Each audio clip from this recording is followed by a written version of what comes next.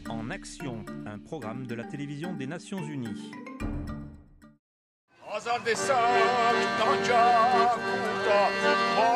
Notre monde vieillit rapidement. C'est la première fois qu'autant de personnes arrivent à vivre aussi longtemps. C'est un véritable exploit de vivre plus longtemps, mais dans certains pays, la longévité peut être une arme à double tranchant lorsqu'elle inquiète lourdement ceux qui n'arrivent pas à joindre les deux bouts. La proportion des gens qui ont plus de 65 ans a doublé en Arménie depuis les années 1980. La dissolution de l'Union soviétique a engendré l'effondrement de la sécurité sociale dont les personnes âgées bénéficiaient durant l'époque des soviets. Beaucoup de personnes âgées vivent désormais dans la pauvreté. Antonina Arutunian vit seule à Gyumri. À 81 ans, elle a très peu d'argent et a du mal à s'en sortir car sa santé n'est pas bonne. À la suite du tremblement de terre de 1988 qui a détruit la ville, elle est allée vivre avec son mari dans un abri temporaire où il n'y a ni chauffage ni eau courante. 22 ans plus tard, elle y vit encore en attendant d'être relogée. Il y faisait très froid car il y avait beaucoup de trous. On pouvait mettre 4 doigts dans ce trou du toit et on gelait l'hiver. La nuit, même si on se couvrait avec 2 ou 3 couvertures et portions nos chapeaux et nos manteaux, on n'arrivait pas à dormir à cause du froid. Flora Sarksian travaille à Gyumri pour Caritas, une ONG internationale. Gyumri est l'une des villes qui a le plus souffert du tremblement de terre de 1988. Caritas offre ses services aux personnes âgées en assurant un rôle qui relevait autrefois de l'État.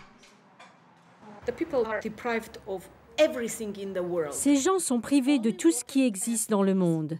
Ils vont chercher de l'eau à partir d'ici.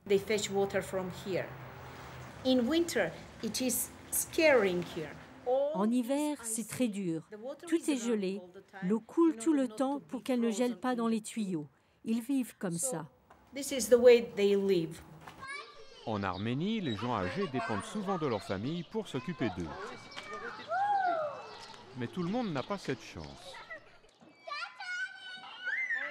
Beaucoup de ceux qui ont l'âge de travailler sont partis à l'étranger pour trouver du travail en laissant des milliers de personnes âgées seules et vulnérables. Et celles-ci voient d'un mauvais œil les maisons de retraite.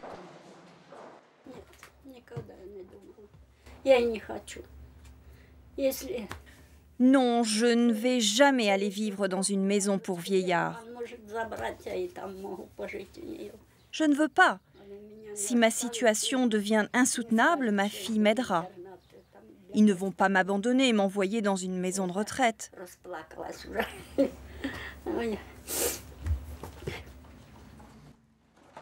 Malgré les nombreuses difficultés qu'il leur faut affronter, les gens âgés arrivent à s'en sortir et à contribuer à la société. Ils soutiennent leur famille, partagent des dizaines d'années d'expérience et préservent l'héritage culturel, un fait qui est souvent sous-estimé et ignoré. Grâce à l'aide de la CEE, la Commission économique des Nations Unies pour l'Europe, le gouvernement a développé un plan de travail pour identifier les étapes concrètes qui faciliteront l'ajustement aux nouvelles réalités démographiques. Viviane Brune, du bureau de la population de la CEE. Nous encourageons le travail en commun en invitant les patrons, la société civile, les syndicats, les universitaires et les médias pour que tout le monde partage ses idées et ses connaissances pour identifier les problèmes et apporter des solutions. Les changements nécessaires ne sont pas forcément onéreux. Beaucoup de mesures suggérées par le plan de travail de la CEE cherchent à aider les initiatives en place. Des centres d'accueil et des activités sociales ont été mis en place pour impliquer les personnes âgées dans leur communauté et aider à mettre fin à leur isolation.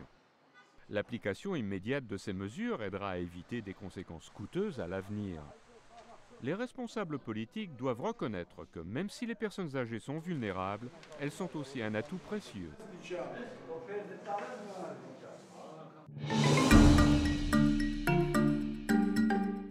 Ce reportage a été préparé par Andrew Martin pour